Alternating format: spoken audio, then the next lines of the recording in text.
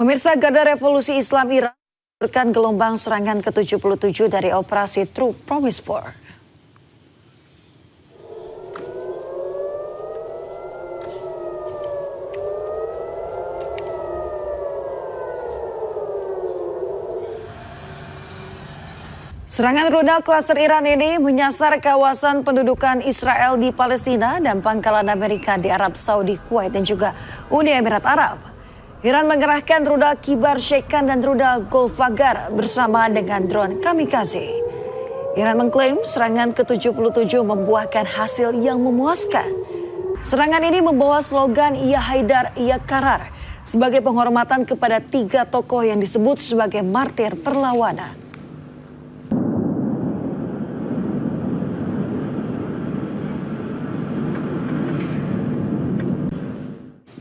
Pemirsa, Korps Garda Revolusi Islam Iran atau IRGC terus melancarkan gelombang serangan baru sebagai bagian dari operasi True Promise 4. Inilah detik-detik peluncuran roket terbaru oleh Garda Revolusi Islam Iran atau IRGC.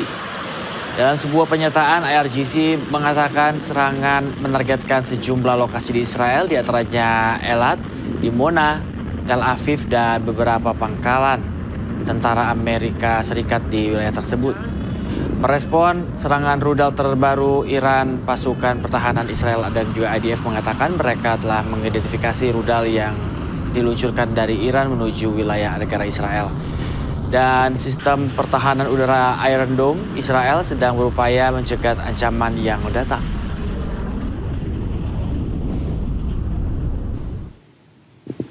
Sebelumnya juga Iran meluncurkan gelombang ke-76 True Promise 4 yang menargetkan fasilitas militer Amerika Serikat, pemirsa, di pangkalan udara Al-Dhafra, Uni Emirat Arab.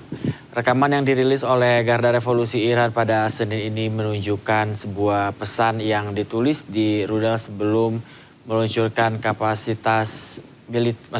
diluncurkan ke fasilitas militer Amerika Serikat di pangkalan Al-Dhafra, Uni Emirat Arab. Serangan-serangan Iran juga ditujukan untuk menargetkan fasilitas militer Israel di Tel Aviv, Ashkelon, Haifa, dan Gus dengan menggunakan rudal berat berpermadu jenis Kibar Sheikh dan Qiyam.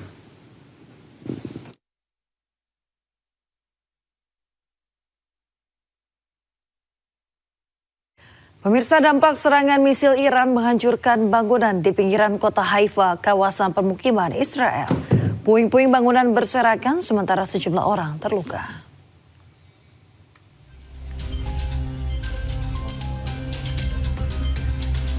Pemirsa, petugas dikerahkan untuk ke lokasi di kawasan Nesher, pinggiran kota Haifa.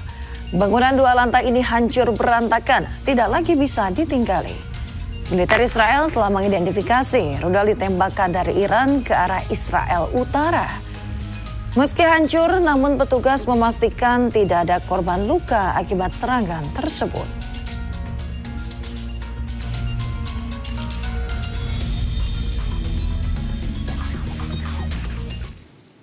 Pemirsa, sedikitnya 6 orang mengalami luka-luka di Tel Aviv setelah pecahan rudal menghantam pusat kota pada Selasa pagi. Menurut otoritas, serangan itu melibatkan amunisi yang membawa sekitar 100 kg bahan peledak.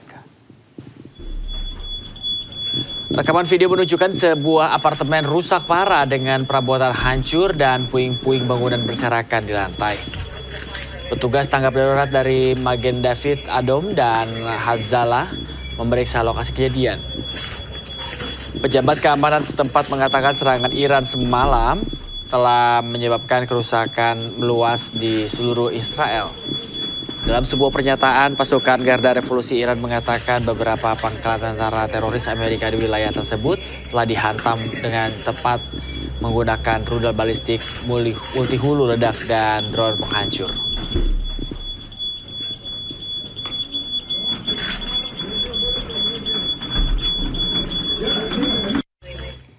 Ya, pemirsa, seorang kakek di Palestina mengaku anaknya ditahan dan cucu balitanya disiksa oleh tentara Zionis Israel. Namun IDF membantah hal tersebut dan menegaskan perlakuan tahanan berdasarkan aturan internasional.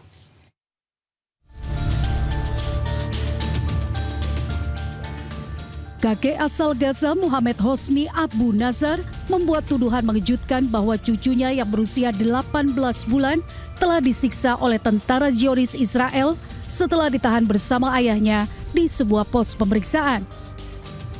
Rekaman video menunjukkan Jawad kecil duduk di pangkuan kakeknya dengan bekas luka di kakinya setelah dibebaskan melalui palang merah. Ayahnya Osama masih berada dalam tahanan Israel. Nazar menjelaskan bagaimana Osama membawa Jawad untuk membeli bahan makanan. بقول أمي يوم بدأ أخذ جواد راح أشتري من الدكان. قالت له كويس يا أمي برضك بتغير جو.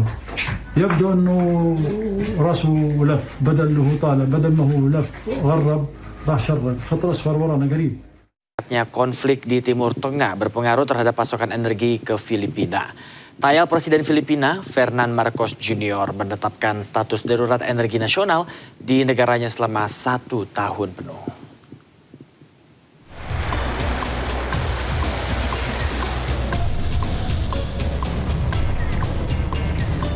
Serangan Amerika Serikat dan Israel ke Iran yang sudah memasuki pekan ketiga membuat sejumlah negara kalang kabut.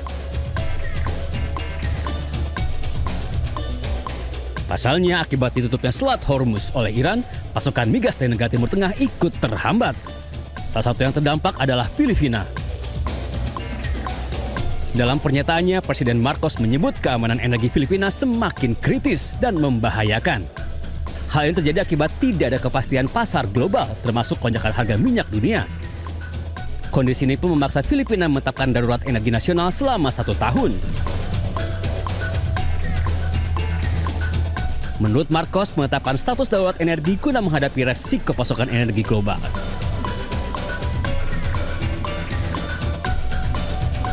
Selain itu, Filipina juga mengaku hingga saat ini cadangan bahan bakar hanya cukup untuk 45 hari ke depan.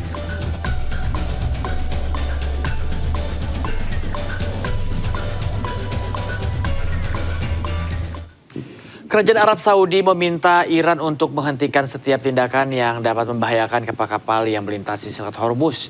Kerajaan Arab Saudi mengajak komunitas internasional untuk maksud kami bersama-sama menjaga keamanan di kawasan Teluk dan Selat Hormuz.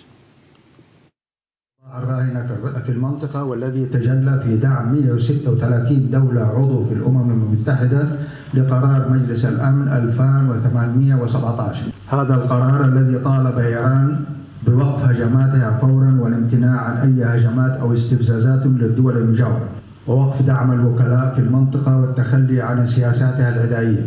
كما نؤكد في المملكة العربية السعودية على أهمية حماية الملاحة البحرية في المنطقة والممرات البحرية والتشديد على إدانة الهجمات الإيرانية على السفن التجارية في الخليج العربي وتعطيل الملاحة في مضيق هرمز وما تسببت به من تداعيات خطيرة على الأمن في المنطقة والاقتصاد العالمي، مؤكدين أن المساس بحرية الملاحة يشكل تهديدا خطيرا للأمن والسلم الدوليين ويستوجب تحركا جماعيا لحماية الأمن البحري وضمان سلامة العبور. إن الأضرار الناشئة عن استهداف مصادر الطاقة ومتطلبات الأمن الغذائي المتعلقة بالأسمدة تؤثر